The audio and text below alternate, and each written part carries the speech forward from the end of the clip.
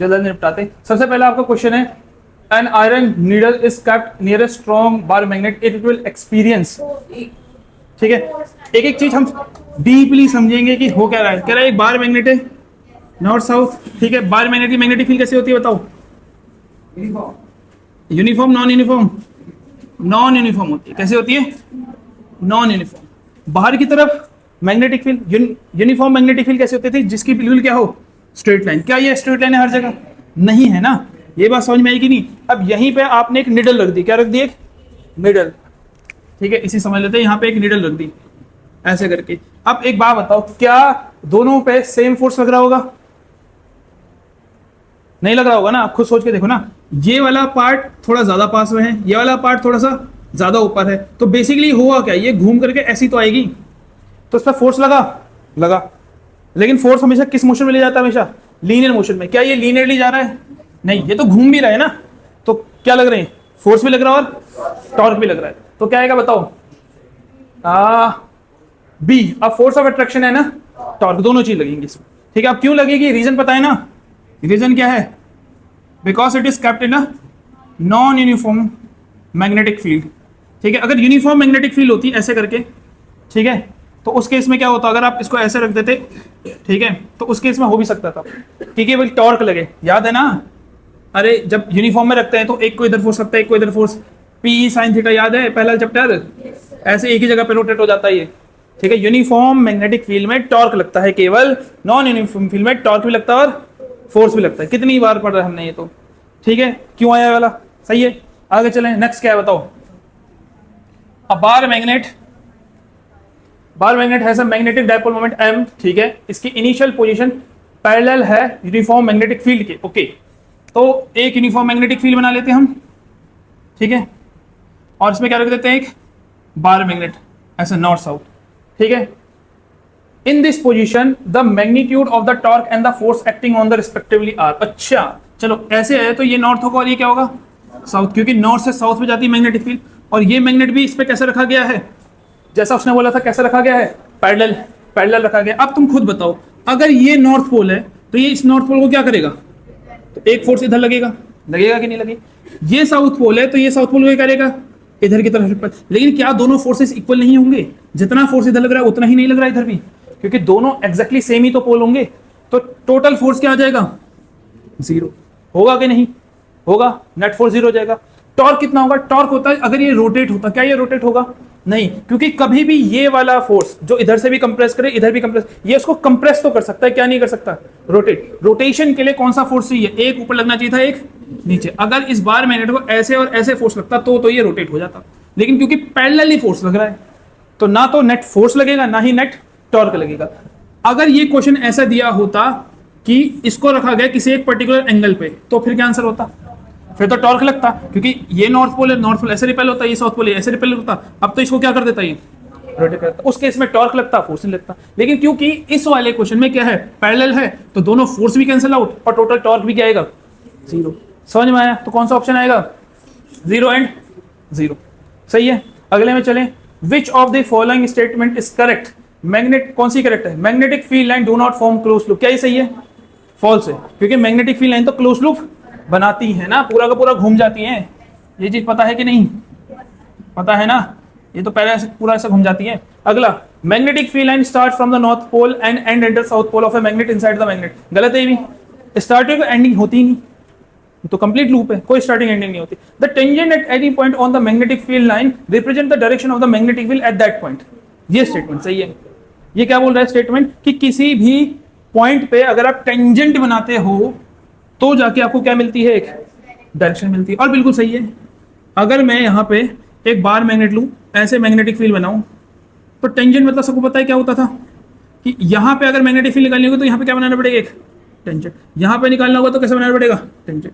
अब कई बार बच्चे ये कंफ्यूज हो जाते हैं कि टेंजेंट ही क्यों बनाना होगा, इस पॉइंट पे यही क्यों डायरेक्शन होगी? तो उसका बेसिक का कॉज है कि होता ये है ना कि जब भी आपको मैग्नेटिक फील्ड की डायरेक्शन निकालनी हो ना, तो यहाँ पे रखते हैं हम कंपास। क्या रखते हैं? और कंपास की सुई को देखते हैं, तो कंपास की सुई कहाँ जाएगी? इसी डायरेक्शन जाएगी। तो अलग अलग पॉइंट पे कंपास रखते जाओ, सुई की डायरेक्शन अलग अलग क्या होती रहती है? चेंज होती रहती है। अब क्योंकि हर पॉइंट पे डायरेक्शन चेंज हो रही है, इसका मतलब पूरी मैग्नेटिक फील्ड में हर पॉइंट पे डायरेक्शन अलग अलग है। तो हर पॉइंट का टेंजेंट बनाना पड़ेगा। इस पॉइंट पे इधर होगी, इस पॉइंट पे इधर होगी, इस पॉइंट पे इधर होगी, इस पॉइंट पे इधर होगी, इस पॉइंट पे इधर होगी। तो हर पॉइंट पे मैग्नेटिक फील्ड की डायरेक्शन क्या होती है, अलग अलग होती है। इंस्टेड ऑफ सिर्फ एक जगह पे, वो है मैग्नेट के बीचों बीच, वहां पे हमेशा कंपास कैसे रहता है, ऐसे रहता है। ठीक है, तो कौन सा ऑप्शन सही है, सी वाला ऑप्शन सही है। सही है, ठीक है, चलो आगे चलें। ठीक है, चलो फोर्थ क्वेश्चन देखो। अब फोर्थ क्वेश्चन जल्दी जल्दी मेरे को बताओ, ये तो तुमको आता होगा। Right 4 properties of magnetic field lines. क्या होंगी 4 प्रॉपर्टीज, बताओ। मैग्नेटिक फील्ड, हाँ, नॉर्थ से निकलती है, कहाँ जाती है, साउथ को जाती है। और फॉर्म क्लोज लूप, और do not intersect each other. जहां पे मैग्नेटिक फील्ड ज्यादा होती है वहां पे मैग्नेट स्ट्रांग है, जहां पे दूर दूर होती है वहां मैग्नेटिक। कर लोगे, इजी क्वेश्चन है, ज्यादा दिक्कत वाली बात नहीं है। तो फिफ्थ पे चलते हैं हम सीधे सीधे। ठीक है, क्या बोलता है, a bar magnet of magnetic moment 6। Magnetic moment को किससे रिप्रेजेंट करते थे, याद है, कैपिटल एम से 6 दे रखा है हमको। Is aligned at 60 degree with the uniform magnetic field. Okay, एक यूनिफॉर्म मैग्नेटिक फील्ड है। यूनिफॉर्म मैग्नेटिक फील्ड ऐसे बनाते हैं, नॉर्थ साउथ इस तरीके से हो गया। ठीक है, और इसमें क्या रखा गया है, एक बार मैग्नेट। ठीक है, तो बार मैग्नेट ऐसे बनाएंगे हम। ठीक है, और कितने एंगल पे रखा गया है, 60 डिग्री पे। ठीक है, क्वेश्चन में यही गिवन है। ठीक है, इस बार मैग्नेट का एम दिया है। एम मतलब पता है ना, मैग्नेटिक डायपोल मोमेंट। अगर आप पहला चैप्टर याद करो तो वहां पे क्या रखा होता था, एक इलेक्ट्रिक डायपोल, पॉजिटिव से नेगेटिव, उसको हम पी से डिनोट करते थे, डायपोल मोमेंट। यहाँ पे वो मैग्नेटिक मोमेंट बन गया। ठीक, अब आगे क्या गिवन है, ये जो मैग्नेटिक फील्ड है इसकी वैल्यू दे रखी है, कितनी है, बी 0.44 टेस्ला। ठीक है, तो सबसे पहला बोलता है calculate the work done in turning the magnet to align its magnetic moment normal to the magnetic field. Normal मतलब कितना होता है, 90 डिग्री। कह रहा है कि कितना वर्क डन करना पड़ेगा कि ये जो बार मैग्नेट है ये कैसे हो जाए, 90 डिग्री पे हो जाए। कैसे हो जाए, 90 डिग्री पे हो जाए। ठीक है, ये साउथ है, ये नॉर्थ है, तो अब कितना बने, 90 डिग्री। तो आप खुद बताओ, इनिशियल एंगल कितना है, 60 डिग्री। अब फाइनल एंगल कितना है, 90 डिग्री। हमको क्या निकालना है, वर्क डन। वर्क डन निकालना है। अगर आपको इलेक्ट्रिक फील्ड वाले चैप्टर में वर्क डन निकालना आता है तो इसमें भी आता है। वहां पे वर्क का फॉर्मूला क्या था कि किसी भी इलेक्ट्रिक फील्ड में अगर हम एक डायपोल को रखते थे, ये इलेक्ट्रिक फील्ड हो गई, यहाँ पे एक पॉजिटिव नेगेटिव हो गया, तो यहाँ पे एक डायपोल को रखते थे, तो उसका वर्क का फॉर्मूला था पीई cos θ1 माइनस cos θ2। यही फॉर्मूला था, यही फॉर्मूला था ना, सेकंड चैप्टर में हमने पढ़ा था। तो यहाँ पे ये जो इलेक्ट्रिक फील्ड वाला फॉर्मूला है इसको किस में कन्वर्ट करना है, मैग्नेटिक फील्ड में। तो यहाँ भी वर्क ही निकल रहा है तो डब्ल्यू ही लिखेंगे। पी डायपोल मोमेंट होता है, लेकिन यहाँ पे क्या होता है, एम। यहाँ पे इलेक्ट्रिक फील्ड नहीं होती, यहाँ पे क्या होती है, मैग्नेटिक फील्ड। क्या आएगा, cos θ1 माइनस cos θ2, यही आएगा। तो कितना आएगा बताओ, m की वैल्यू कितनी है, 6 इंटू 0.44 cos θ1। θ1 कितना है, cos 60 degree minus cos 90 degree. तो कितना आ जाएगा बताओ, 6 4 24, 2 6 4 24 26। ठीक है, 2.64 cos 60 कितना होता है, 1/2 cos 90 0।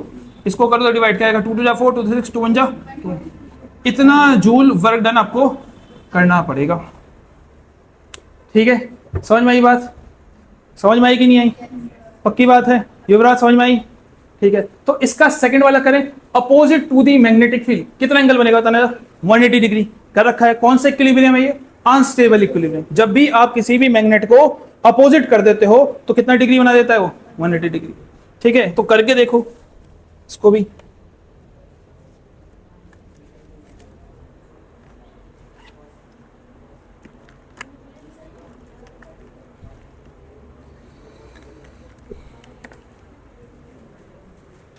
तो पहला वाला पार्ट तो हम इरेज कर देते हैं, सेकंड वाला करते हैं हम जल्दी जल्दी। कितना आएगा बताओ, सेकंड वाले में क्या बोल रहा है आपको कि ये नॉर्थ पोल है, ये साउथ पोल है, ये मैग्नेटिक फील्ड होगी। इस बार क्या करना है हमको, अपोजिट करना है। ये बी पार्ट कर रहे हैं हम, तो अपोजिट क्या होगा, साउथ यहाँ पे होना चाहिए, नॉर्थ यहाँ पे होना चाहिए। सही है, इस बार मैग्नेटिक फील्ड कैसी है, नॉर्थ से साउथ, मैग्नेटिक फील्ड ये नहीं ना, तो मैग्नेटिक फील्ड ऐसी है। लेकिन जो डायपोल होता है वो कैसे होता है, साउथ टू नॉर्थ। ठीक है, मैंने उल्टा बना दिया शायद, ये साउथ होगा, ये नॉर्थ होगा, क्योंकि मैग्नेटिक डायपोल मोमेंट अपोजिट होना चाहिए ना।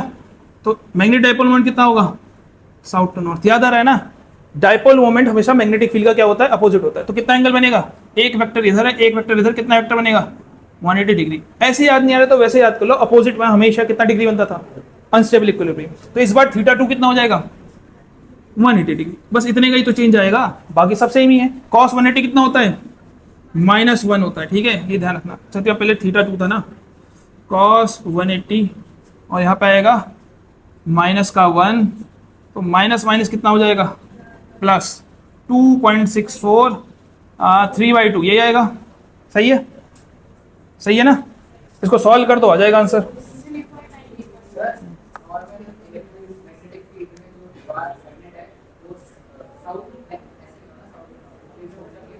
हाँ ठीक है।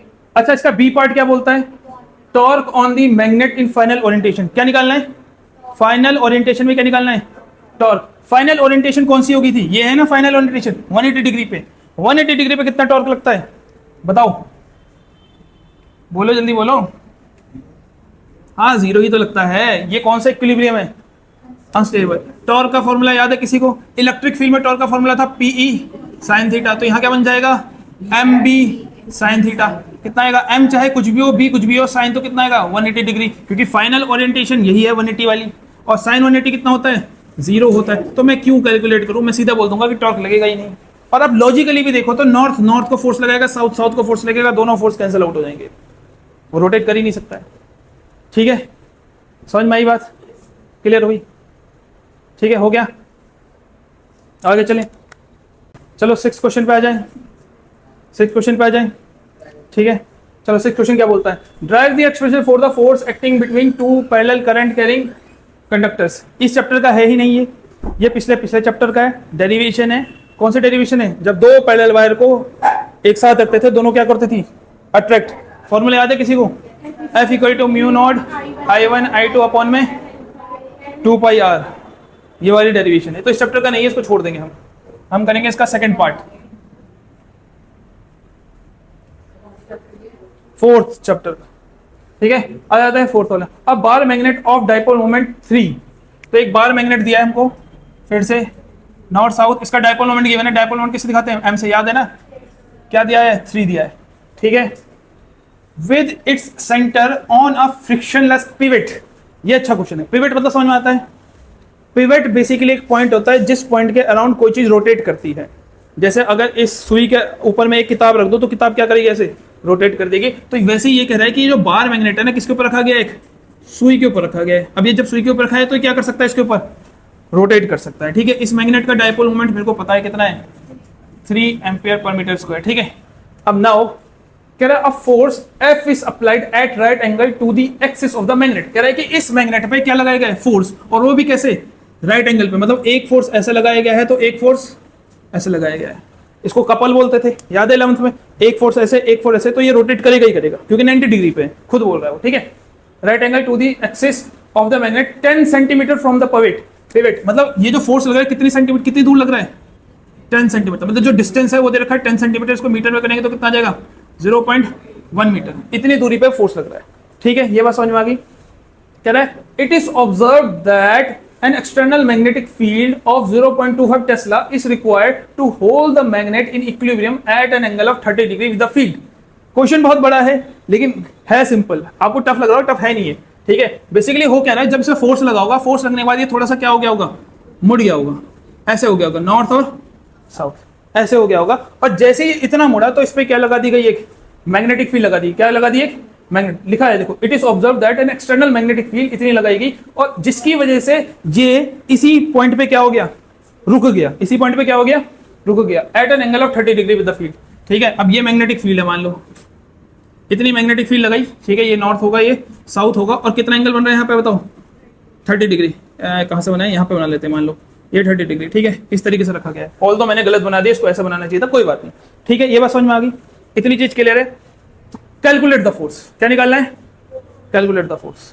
अब देखो ध्यान से देखना हो क्या रहा है, देखो इनिशियली ऐसे रखा गया था, यहां से एक फोर्स लगा, यहां से भी एक फोर्स लगा, ये रोटेट होने लग गया, और जैसे ये 30 डिग्री पर रोटेट हो गया, उसी टाइम पे एक मैग्नेटिक फील्ड लगा दी। अब वो मैग्नेटिक फील्ड मेरे वाले फोर्स को क्या करेगी, अगर मान लो ये यहीं पे रुका है, कोई चीज कब रुकती है किसी एक पॉइंट पे, जो उसमें नेट फोर्स क्या हो, 0 हो, तो मतलब जो बाहर वाली मैग्नेटिक फील्ड होगी वो मेरे फोर्स को क्या कर रही होगी, अपोज कर रही होगी। मैं इसको ऐसे रोटेट करना चाह रहा हूं, लेकिन मैग्नेटिक फील्ड बोली नहीं, मैं तो ऐसे रोटेट करूंगी। अब मेरे को कैसे पता चला, क्योंकि खुद बोला है ना, to hold the magnetic equilibrium. Equilibrium का मतलब क्या होता है, नेट फोर्स 0 हो, ये बात समझ में आई। तो अब हो क्या रहा है कि भैया जो मैग्नेट वाला फोर्स है, ये जो नॉर्थ पोल पे लग रहा है इधर वाला फोर्स, और जो मैं लगा रहा हूं इधर वाला फोर्स, दोनों क्या हो गए, इक्वल हो गए। ये बात समझ में आई कि नहीं। अब जो फोर्स है ना इसी को कन्वर्ट कर दो किसमें, टॉर्क में। टॉर्क में क्यों बोला पता है ना, क्योंकि ये चीज इसे इधर मूव नहीं कर रही, ये चीज अपनी पॉइंट पे क्या कर रही है, रोटेट कर रही है। तो दो टॉर्क लग रहे हैं, एक टॉर्क कौन सा लग रहा है, जो मैं लगा रहा हूं, ठीक है, और एक टॉर्क कौन लगा रही है, मैग्नेटिक फील्ड। ये बात समझ में आ गई। मैग्नेटिक फील्ड कितना टॉर्क लगा रही होगी बताओ, क्या फॉर्मूला था, एम बी साइन थीटा, सही है। जो मैं लगा रहा हूँ वो क्या होगा, आर क्रॉस एफ, सबको याद है, फोर्स इंटू परपेंडिकुलर डिस्टेंस, यही होता है फोर्स इंटू, ये तो बेसिक फॉर्मूला है 11th का, कोई कॉन्सेप्ट नहीं है। और ये वाला टॉर्क जो मैं लगा रहा हूं और ये वाला टॉर्क जो मैग्नेटिक फील्ड लगा रही है, ये दोनों क्या होनी चाहिए, तभी तो वो एक पॉइंट पे रुकेगा। ये बात समझ में आई कि नहीं आई, ये बात क्लियर हुई। तो मेरे को क्या करना है, बस आर एफ को किसके बराबर रखना है, एम बी साइन थीटा। अब ऐसा क्यों रखना है, क्योंकि क्वेश्चन में खुद बोला हुआ है कौन सी कंडीशन है, ये इक्विलिब्रियम कंडीशन है। कौन सी कंडीशन है, इक्विलिब्रियम। बताओ आर की वैल्यू कितनी थी, कितनी डिस्टेंस पे लग रहा था फोर्स, 0.1 एफ, ठीक है। एम कितना था, 3, कितनी मैग्नेटिक फील्ड में रखा गया था, क्या दे रखा था, कितनी मैग्नेटिक फील्ड है, 0.25 टेस्ला। तो क्या होगा 0.25 इंटू साइन थीटा, कितना आएगा साइन 30। तो एफ की वैल्यू कितनी आ जाएगी बताओ, 3 इंटू में 0.25 इंटू में 1/2, और ये 0.1 कहाँ जाएगा, नीचे, सही है। तो बताओ पॉइंट हटेगा, नीचे आ जाएगा 100, पॉइंट हटेगा ऊपर आ जाएगा 10, 0 से 0 कट जाएगा, 5 5 25, 5 2 10। उसके अलावा तो मेरे ख्याल से कुछ हो ही नहीं सकता। यहाँ आएगा 3 5 15, और यहाँ आएगा 2 2 4। तो 15/4 को सॉल्व कर देना, इतना फोर्स लग रहा होगा जो आप लगा रहे हो। समझ में आई बात, क्लियर है, क्लियर है इतनी बात, आयुष क्लियर है, ठीक है। अगला पार्ट क्या बोल रहा है कि how will be the equilibrium be affected if F is withdrawn. अगर एफ को हटा दो तो इक्विलिब्रियम में क्या फर्क पड़ेगा, क्या कोई इक्विलिब्रियम रहेगा भी फिर, ये बताओ, नहीं ना। अगर आपने एफ हटा दिया, अपना फोर्स हटा दिया, तो फिर तो मैग्नेटिक फील्ड वाला फोर्स बच गया, वो उसको पूरा रोटेट कर देगा। अभी तो कितने डिग्री पे, 30 डिग्री पे, ये इतना रोटेट होगा कि नॉर्थ कहाँ चले जाएगा, साउथ पे, और साउथ कहाँ जाएगा, नॉर्थ पे, पूरा ही घूम जाएगा ये तो। समझ में आया कि नहीं आया। तो आप क्या लिखोगे, the equilibrium will not exist if F is withdrawn, the dipole will rotate completely, ठीक है। 7th क्वेश्चन आपसे क्या बोल रहा है, पहला वाला तो छोड़ देना, इट इज अ डेरिवेशन, और ये जो डेरिवेशन है काइंड ऑफ सिलेबस में भी नहीं, बुक में भी नहीं, खुद से ड्रॉ करनी है। इन केस ऑफ अगर किसी को बहुत ज्यादा इंपॉर्टेंट लगे तो मेरे को बता देना, मैं करवा दूंगा। अभी राइट नाउ इतना इंपॉर्टेंट नहीं है। हम चलते हैं बी पार्ट में, क्या है, अ study current of 2 ampere flow through a circular coil having 5 turns of radius 7 centimetre. क्या बोलता है कि आपके पास एक क्या है, कॉइल है जिसमें कितने टर्न्स हैं, एन की वैल्यू 5 है, ठीक है। कितना करंट फ्लो करा रहे हो उसमें आप, I = 2 एम्पियर, ठीक है, ये हो गया। और इसका रेडियस कितना है, 7 सेंटीमीटर। आर 7 दिया है तो इसको कन्वर्ट करें 7 × 10⁻² मीटर, पहले कर दूंगा मैं इसको। The coil lies in the XY plane. XY plane मतलब समझते हो क्या हो गया, XY प्लेन का मतलब कि कॉइल ऐसे रखी गई है, यही XY प्लेन हो गया। ये हो गया आपका X, ये हो गया Y, X और Y इसी में तो है, ठीक है। XY प्लेन में रखी गई है with it centre at origin. अच्छा मैंने पढ़ा नहीं था पूरा, सेंटर कहाँ है, ओरिजिन पे है। इसको थोड़ा और नीचे करते हैं, इसको इधर करते हैं, ऐसे है कॉइल, ऐसे रखी गई है, ठीक है। ये बात समझ में आई। कह रहा है find the magnitude and the direction of the magnetic dipole moment. बहुत इजी है, बहुत ही इजी क्वेश्चन है। मेरे को ये बताओ किसी भी कॉइल का मैग्नेटिक डायपोल मोमेंट का फॉर्मूला क्या होता है। मैग्नेटिक डायपोल मोमेंट की बात कर रहा हूं मैं, कॉइल की। मैंने जब आपको चैप्टर पढ़ाया था मैंने बोला 2 तरह के डायपोल होंगे, एक बार मैग्नेट का होगा, एक कॉइल का होगा। कॉइल का डायपोल मोमेंट का फॉर्मूला, हाँ वेरी गुड, क्या फॉर्मूला था, NIA, याद आ रहा है। जब मैंने आपको ये भी बोला था टॉर्क की जो साइन वो थी NIAB साइन थीटा थे ना, इसमें NIA को क्या बोलते हैं हम, कैपिटल N। तो किसी भी कॉइल का मैग्नेटिक मोमेंट का फॉर्मूला क्या होता है, NIA, यही होता है। ये तो बस वैल्यू तो पुट करनी है। N की जगह क्या आएगा बताओ, 5, करंट की जगह क्या आएगा बताओ, 2, एरिया क्या आएगा पाई, R का स्क्वायर मतलब 7 × 10⁻²। इसको सॉल्व कर दो, 5 × 2 × 3.14 इंटू में 7 × 10⁻²। इसको सॉल्व कर दो, अच्छा स्क्वायर कर दो, ये लो स्क्वायर कर दो, इसको सॉल्व कर देना, आ जाएगा आपका मैग्नेटिक मोमेंट। ये तो बहुत सिंपल है, ठीक है। समझ में आया कि नहीं आया। ये याद है ना, 2 तरह के मैग्नेटिक मोमेंट थे। डायरेक्शन कैसे निकलेगी बताओ, बताओ डायरेक्शन कोई बता सकता है, क्या डायरेक्शन होगी मैग्नेटिक मोमेंट की।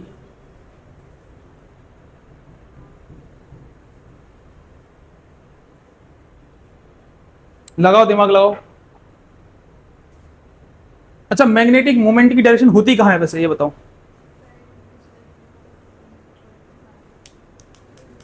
हाँ बताओ। साउथ टू नॉर्थ होती है, वेरी गुड। मैग्नेटिक मोमेंट की डायरेक्शन क्या होती है? South to north. अब तुम खुद बताओ, जब इसमें करंट फ्लो हो रहा होगा तो या तो करंट होगा एंटी क्लॉकवाइज या होगा क्लॉकवाइज। अगर एंटी क्लॉकवाइज होगी तो ये ऊपर की तरफ जाएगा, नॉर्थ पोल। तो मैग्नेटिक मोमेंट कहाँ होगा? पीछे की तरफ। ये ध्यान रखना, मैग्नेटिक फील्ड का जस्ट अपोजिट मैग्नेटिक मोमेंट होता है। और अगर एंटी क्लॉकवाइज होती तो मैग्नेटिक फील्ड क्या होती? सॉरी, एंटी क्लॉकवाइज होता तो मैग्नेटिक मोमेंट क्या होता? आउटवर्ड।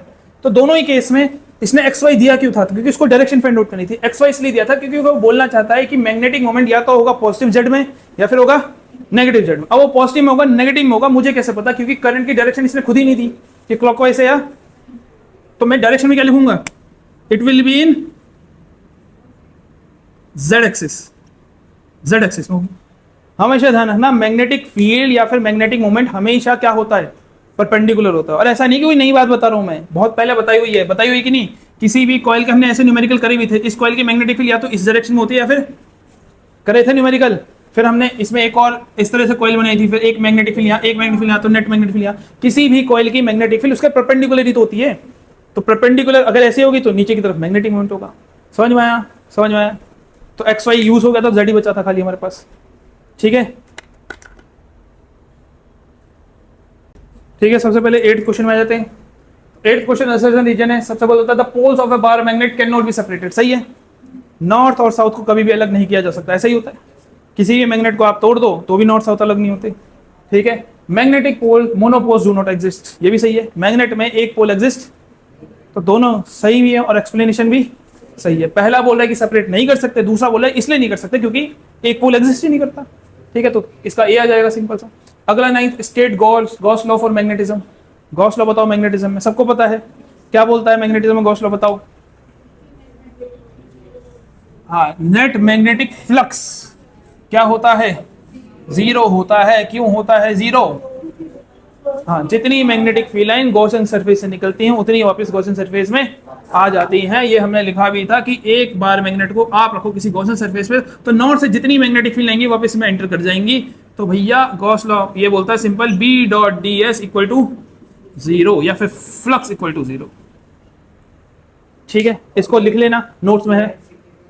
सिग्निफिकेंस यही है कि मैग्नेट में मोनोपोल एग्जिस्ट नहीं करते। सिग्निफिकेंस मतलब इंपॉर्टेंस। गॉस लॉ से हमें क्या पता चला? क्या चीज पता चली? यही तो पता चली कि भैया जितनी मैग्नेटिक फील्ड निकलेंगी उतनी वापस जाएंगी भी।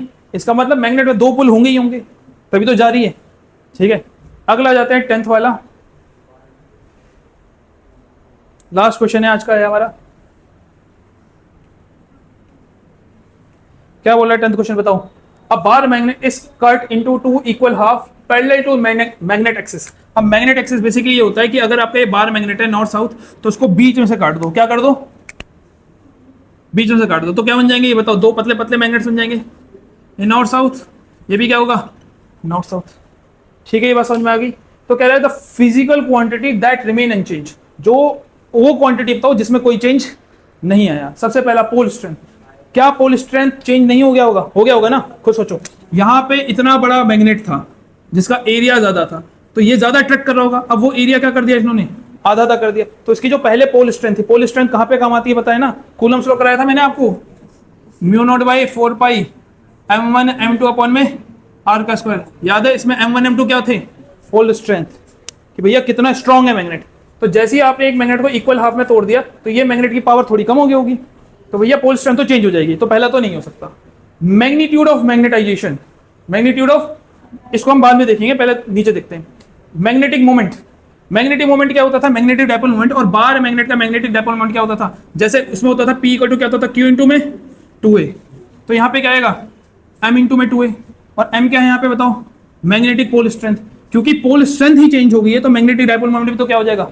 चेंज हो जाएगा। तो ये भी चेंज हो जाएगा। Moment of inertia, moment of inertia, moment of inertia याद है? IR² जो था, क्योंकि इसका मास अफेक्ट हो गया है तो डेफिनेटली मोमेंट ऑफ इनर्शिया भी क्या हो जाएगा? चेंज हो जाएगा। तो क्या चीज चेंज नहीं होगी? अब अगर आप फॉर्मूले वाइज भी जाओ ना तो सही है ये, पता क्यों? क्योंकि अगर आपने फॉर्मूला पढ़ा हो ना, मैग्नीट्यूड ऑफ मैग्नेटाइजेशन का फॉर्मूला था magnetic moment develop per unit volume. किसी को याद है? ये नोट्स में था फॉर्मूला। मैग्नीट्यूड ऑफ मैग्नेटाइजेशन का फॉर्मूला है magnetic moment developed per unit volume. Per unit वाला कॉन्सेप्ट समझा रखा है मैंने तुम्हें। अब चाहे ये चीज बड़ी हो, चाहे ये छोटी हो, चाहे ये बहुत बड़ी हो, मेरे को कौन से मैग्नेटिक मोमेंट काउंट करने हैं जो कि किस में है, एक यूनिट वॉल्यूम में। जब फॉर्मूला खुद बोल रहा है कि भैया मैं तो फिक्स वैल्यू हूं, मेरे को तुम यूनिट वॉल्यूम में ही काउंट करोगे, तो चाहे तुम मैग्नेट को कैसे भी तोड़ दो, क्या ये चीज कभी चेंज होगी? ये तो डेंसिटी होगी ना बेसिकली एक तरीके से। हाँ, मैग्नीट्यूड ऑफ मैग्नेटाइजेशन का मतलब, आपको जब मैंने चैप्टर कराया था मैंने आपको दो चीज बताई थी, एक थी एच, एक थी एम। एच थी एक्सटर्नल मैग्नेटिक फील्ड, एम थी कितनी मैग्नेटिक फील्ड डेवलप हुई। बेसिकली अगर कोई एक मैग्नेट मतलब कोई एक मटेरियल है तो उसमें मान ले इनिशियली जो डाइपोल्स है वो अलग अलग डायरेक्शन में थे, ठीक है। एक मटेरियल ये हो गया, ये ए मटेरियल हो गया, एक मटेरियल ये हो गया, बी मटेरियल हो गया, ठीक है। अब मैंने दोनों को ही एक्सटर्नल मैग्नेटिक फील्ड दी, दोनों को ही क्या दी? कैसे पता चलेगा कि दोनों में से अच्छा मैग्नेट कौन सा है? एम से। कैसे पता चलेगा मैं बताता हूं। देखो दोनों को मैंने मैग्नेटिक फील्ड में रखा, तो मैं दोनों मैंने एक यूनिट वॉल्यूम ले ली। क्या ले ली? Unit volume. यूनिट वॉल्यूम मतलब समझते हो, जिसमें एक स्क्वायर बनेगा जिसकी साइड भी 1 होगी, लेंथ भी 1 होगी, ब्रेड्थ भी होगी, हाइट भी क्या होगी 1। और मान लो वो किसके बराबर है? इतने के बराबर है। कितने के बराबर है? इतने। तो इसमें भी इतना ही लूंगा मैं। ये बात समझ में आई? इसमें भी इतना ही लूंगा, दोनों में 1 1 ही लूंगा मैं। अब मान लेते हैं कि पहले में 2 इलेक्ट्रॉन रोटेट हो गए इतनी ही वॉल्यूम में, किसकी वजह से? एक्सटर्नल मैग्नेटिक फील्ड की वजह से। दूसरे में केवल एक ही इलेक्ट्रॉन रोटेट हुआ है, बाकी बाहर कहीं ऐसे ही ऐसी है। और इसमें क्योंकि 2 रोटेट हुए हैं तो डेफिनेटली चांसेस ज्यादा है कि इसमें ज्यादा रोटेट हुए होंगे। बताओ कौन सा मैग्नेट अच्छा है? ऊपर वाला, ये वाला है कि नहीं? बी वाला ज्यादा है। क्यों? क्योंकि इसके पर यूनिट वॉल्यूम में ज्यादा मैग्नेटिक मोमेंट क्या हो गए? शिफ्ट हो गए। अब ये मैग्नेटिक मोमेंट किसके हैं याद है ना? इलेक्ट्रॉन्स के। बेसिकली ये इलेक्ट्रॉन थे पहले, हर एक इलेक्ट्रॉन की मैग्नेटिक फील्ड अलग अलग डायरेक्शन में थी। एक्सटर्नल मैग्नेटिक फील्ड में जाने की वजह से हर एक इलेक्ट्रॉन ने अपनी मैग्नेटिक फील्ड को चेंज किया। बी वाले मटेरियल ने ज्यादा चेंज किया, ए वाले मटेरियल ने ज्यादा चेंज नहीं किया। इसका मतलब बी को मैग्नेटाइज करना क्या है? ज्यादा आसान है। अब इसी को कैसे पता लगाएंगे हम? न्यूमेरिकल वैल्यू में। न्यूमेरिकल वैल्यू मतलब उसके नंबर के फॉर्म में। कैसे पता लगाएंगे? कैसे पता लगाएंगे बताऊं? मैग्नेटिक मोमेंट, कितने मैग्नेटिक मोमेंट चेंज हुए कितनी वॉल्यूम में? यूनिट वॉल्यूम में। क्योंकि अगर मैं वॉल्यूम को गायब कर दूं तो एक मैग्नेट अगर छोटा होगा, एक मैग्नेट बड़ा होगा, तो डेफिनेटली बड़े वाले में ज्यादा चेंज आएंगे कि नहीं? बड़े वाले। फिर तो मैं ये हर बार यही बोलूंगा भैया जो बड़ा होगा वो ज्यादा मैग्नेटाइज होगा। लेकिन क्या ये सही है? नहीं है ना। क्या पता छोटा ज्यादा मैग्नेटाइज हो। तो वॉल्यूम को क्या करना पड़ेगा? फिक्स करना पड़ेगा। तो इसीलिए इसको कितना भी तोड़ दो, मैग्नीट्यूड ऑफ मैग्नेटाइजेशन क्या बोलता है कि भैया कितने डाइपोल शिफ्ट हुए, किसमें? एक यूनिट वॉल्यूम में। इसमें भी आपको एक यूनिट वॉल्यूम लेना पड़ेगा, इसमें भी एक यूनिट वॉल्यूम, इसमें भी। जब तीनों में वॉल्यूम सेम है तो तीनों में मैग्नेटिक मोमेंट भी तो क्या रहेंगे? सेम ही रहेंगे, क्योंकि तीनों सेम ही तो मटेरियल है, उसी को तोड़ के तो बनाया। इसलिए ये क्वांटिटी चेंज नहीं होगी। अब समझ में आया पूरा लॉजिक? क्लियर है यहां तक? ठीक है। अब जिसको